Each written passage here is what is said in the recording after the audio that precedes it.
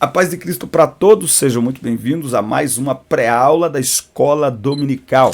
Sou o presbítero Denis Pereira e é uma honra e um prazer recebê-los aqui semanalmente para mais uma aula, para juntos prepararmos a aula da semana. Sou presbítero da D Belém, Campinas, São Paulo, campo presidido pelo pastor Paulo Freire, atua há mais de 25 anos com a juventude na igreja, tanto liderando quanto dando aulas na Escola Dominical e agora mais pregando, ministrando a eles, pregações, palestras, enfim. É um prazer, é uma alegria. O Senhor nos tem direcionado para esta área. E será inclusive um prazer atender a sua igreja, a sua festividade, o seu congresso, acampamento. Será um prazer. Na verdade, nós pregamos para a igreja toda, né?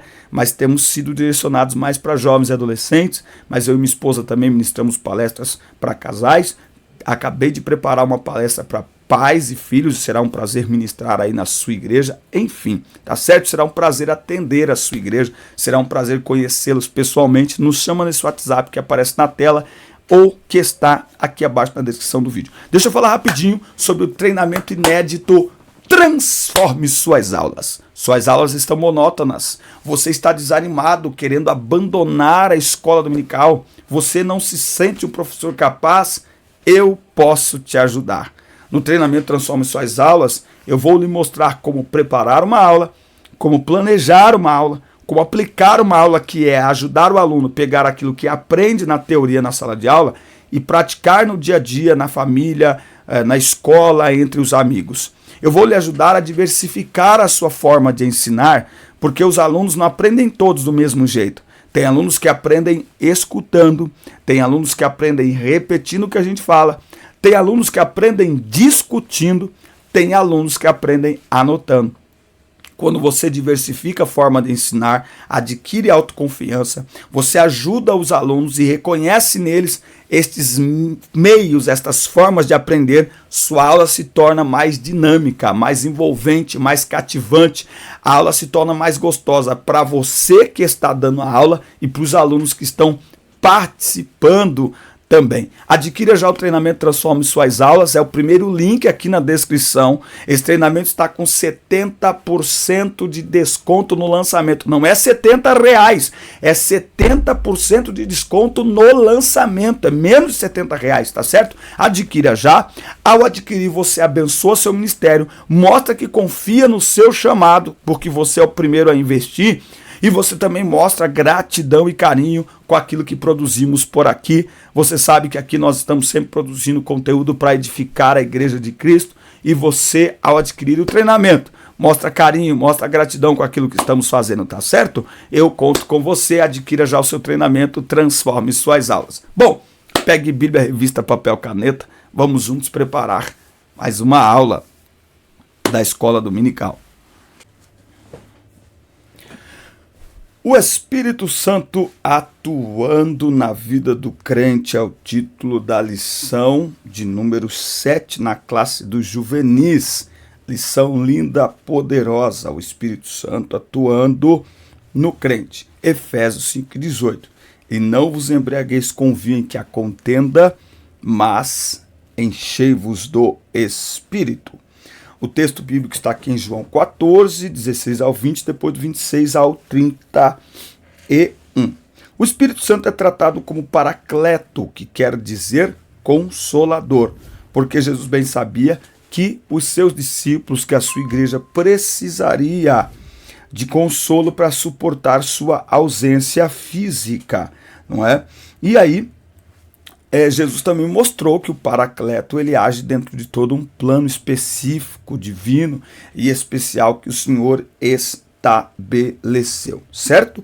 Muito bem, primeiro vamos falar aqui sobre o primeiro tópico, ele é o Consolador prometido. Quando estava chegando o tempo de Jesus cumprir sua missão na terra e retornar aos céus, ele deixou uma promessa divina, ele enviaria um outro Consolador, o Espírito que estaria para sempre conosco.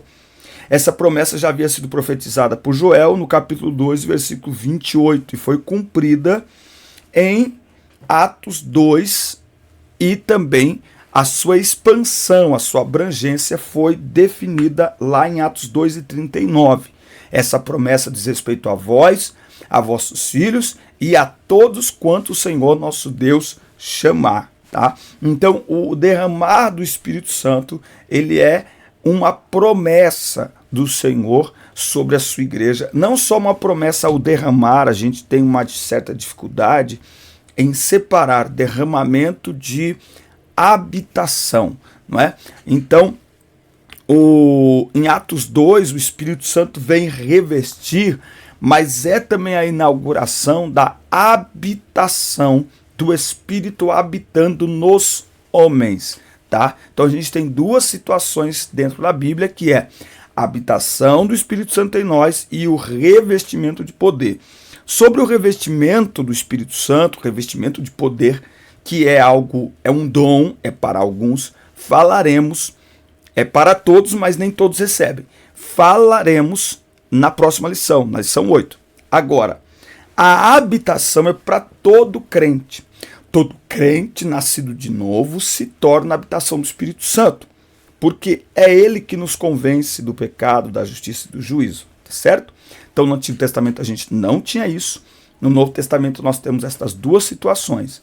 Uma representa sinal dos salvos, a habitação do Espírito Santo em nós representa que somos salvos na pessoa bendita de Jesus Cristo, porque os filhos de Deus são guiados pelo Espírito de Deus, Romanos 8 e 14, e todos que têm o Espírito de Deus, estes são os filhos de Deus, tá certo? E aí nós temos o revestimento de poder que nós vamos falar na próxima aula, certo? O Espírito Santo, portanto, ele convence o homem do pecado, da justiça e do juízo. Então, por que é que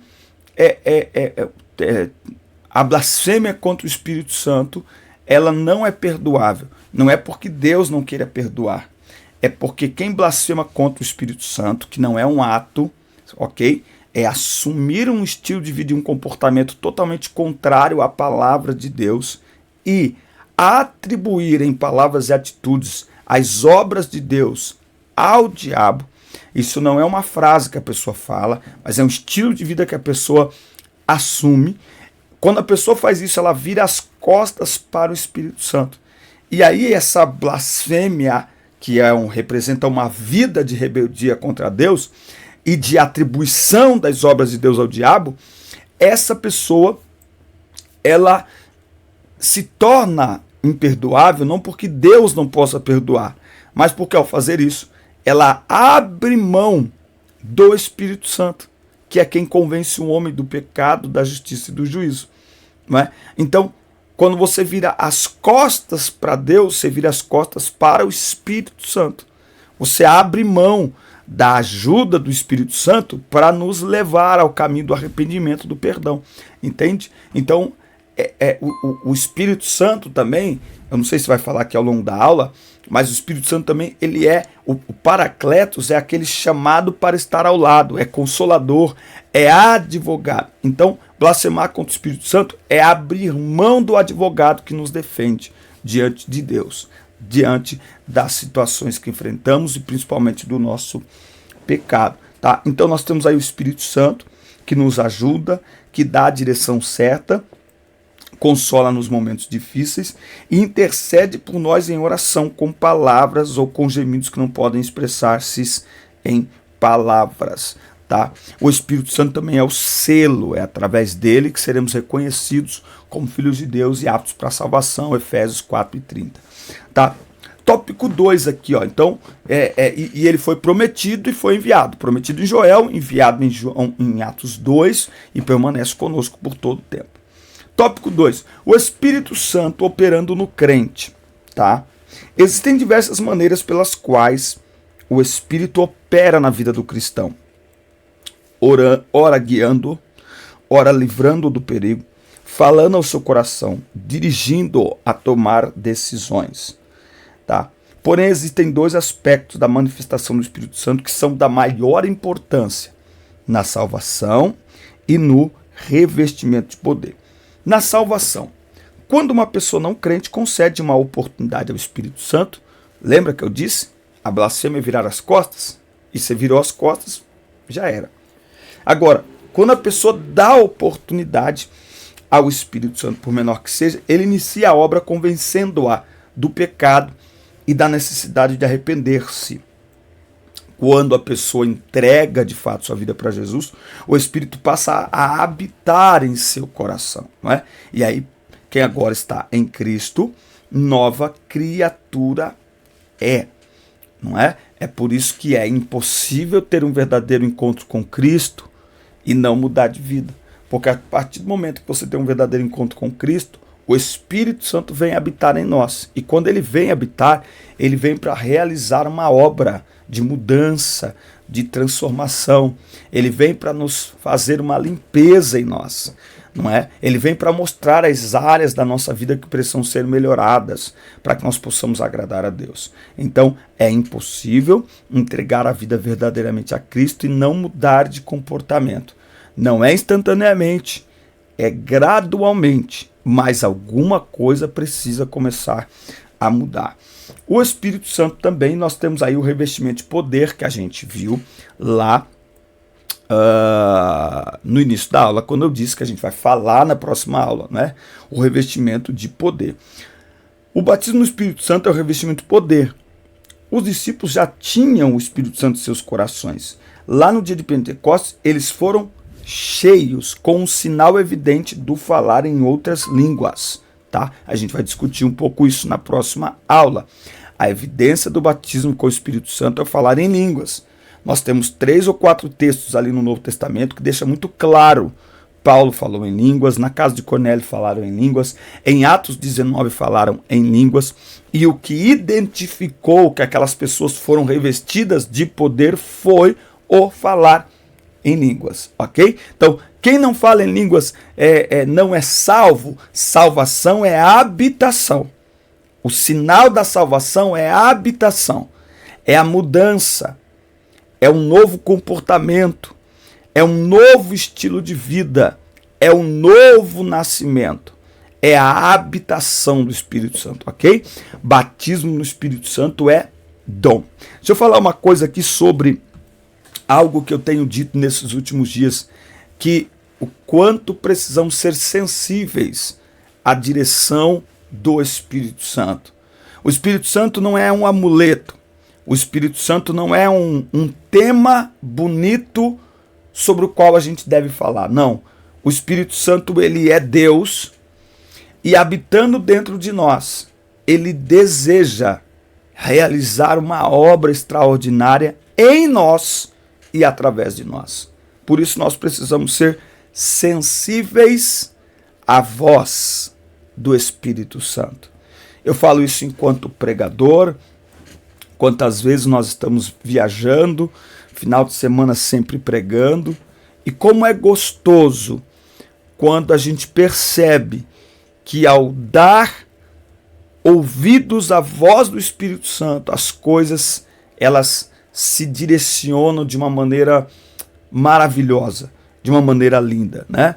Então nós temos vivido estas experiências já há alguns anos em muitas áreas e principalmente mais na área da pregação hoje em dia, que a gente está atuando ali direto. O quanto é importante sermos sensíveis à voz do Espírito Santo. E eu tenho estes dias dito sobre o culto, sobre a liderança, sobre quem canta. Nós precisamos ser mais sensíveis à voz do Espírito Santo. Nós precisamos subir ao altar para pregar uma palavra que o Espírito Santo, a Bíblia diz que ele prescruta, ele sonda todas as coisas, até mesmo as profundezas de Deus. Ou seja, ele conhece o coração do Pai. Então nós precisamos, ao pregar, buscar de Deus e com uma sensibilidade bem aguçada a voz do Espírito Santo, buscar aquilo que o Pai quer falar à igreja, mas não só isso. Os que cantam, os que atuam na área do louvor na igreja, que é uma área extraordinariamente importante.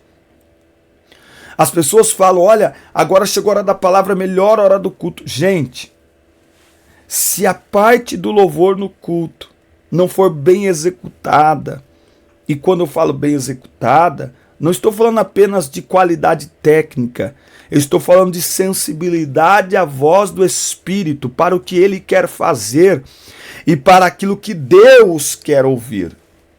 quando o culto é direcionado pelo Espírito, a parte musical, que é essencial em um culto, faz parte do culto bíblico.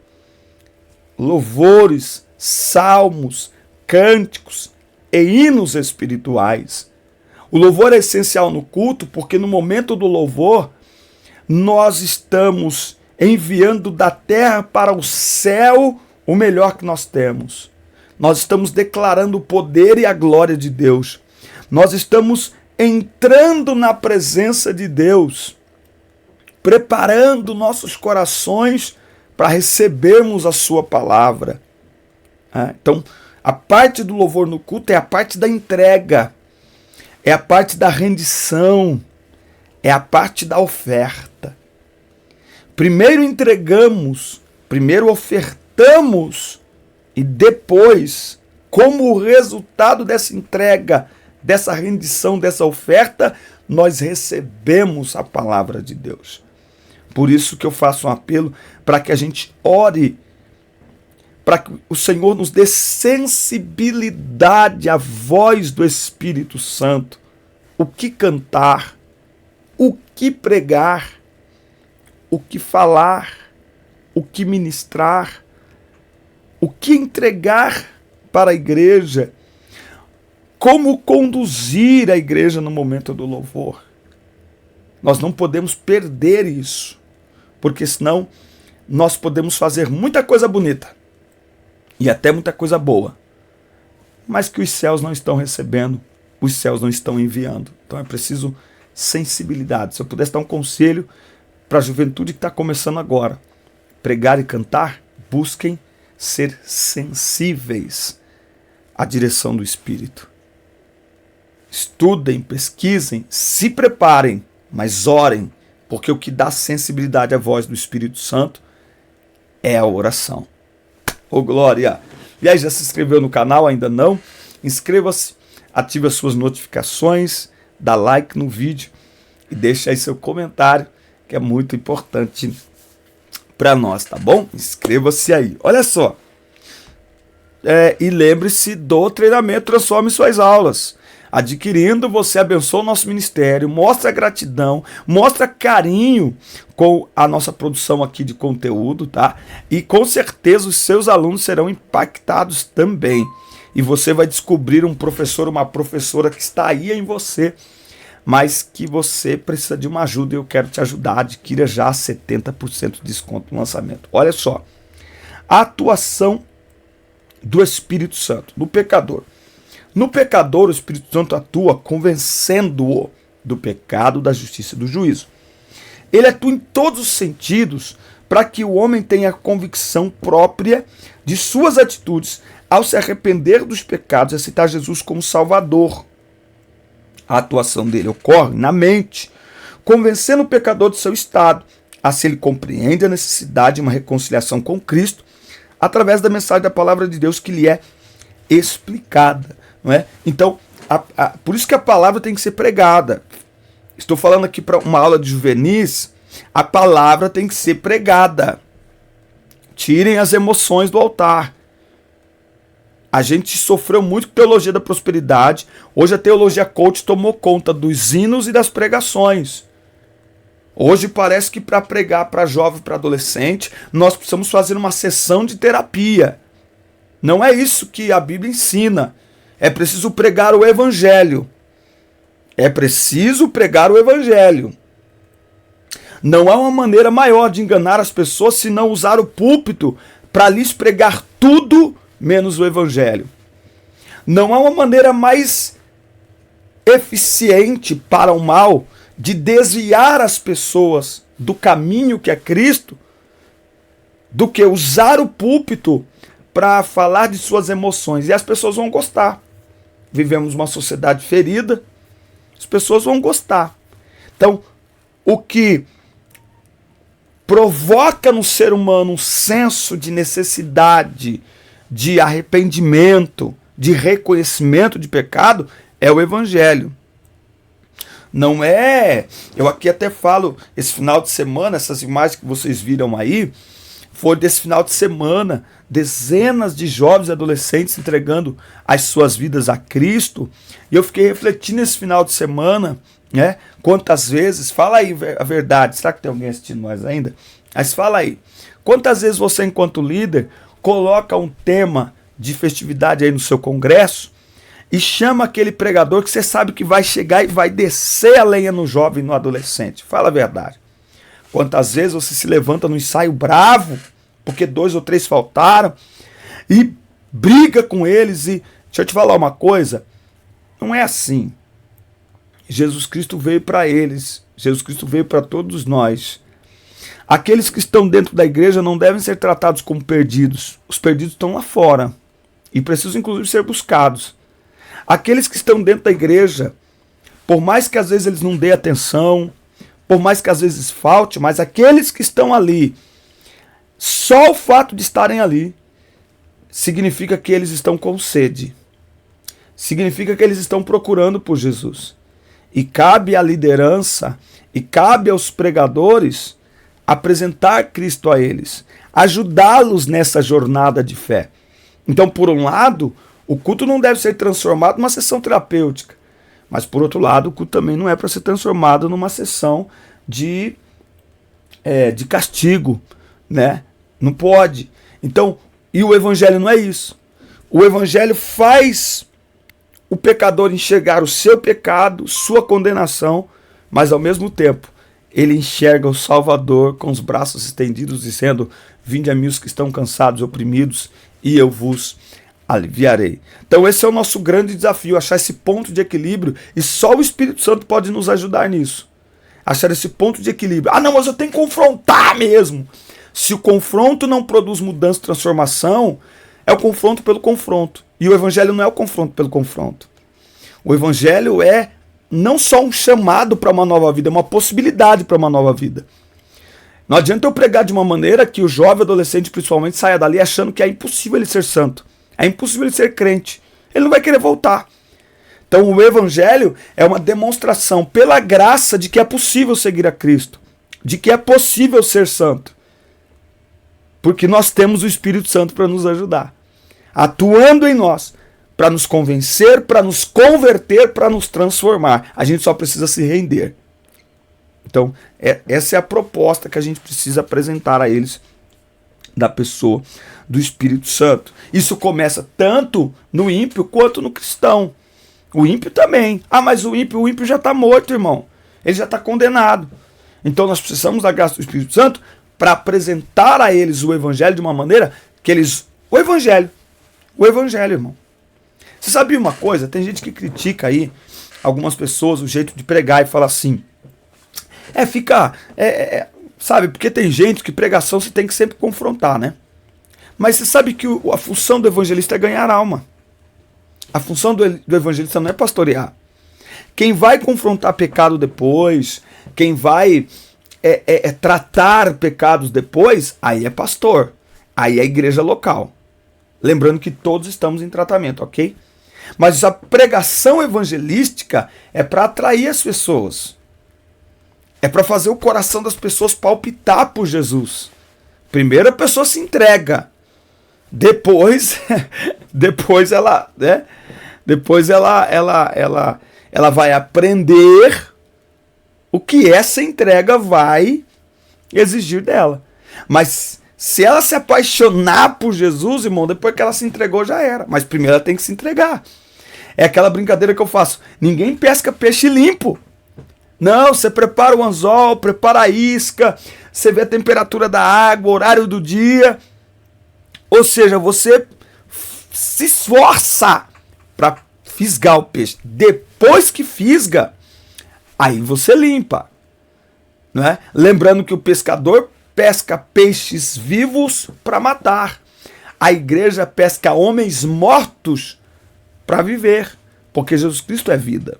Não é? Então a gente precisa buscar do Espírito Santo essa direção. Nos salvos, a ação do Espírito se inicia a partir da regeneração. Ele produz crescimento, dá entendimento, ministra dons, dá direção. No instante em que uma pessoa é salva por Jesus, seu corpo é transformado em templo do Espírito Santo. Tá? Então, o Espírito Santo ensina, o Espírito Santo capacita e o Espírito Santo habita. Nós precisamos aqui fazer uma reflexão que é o quanto de consciência nós temos da presença do Espírito Santo em nós. O Espírito Santo é Deus habitando dentro de nós, em nós.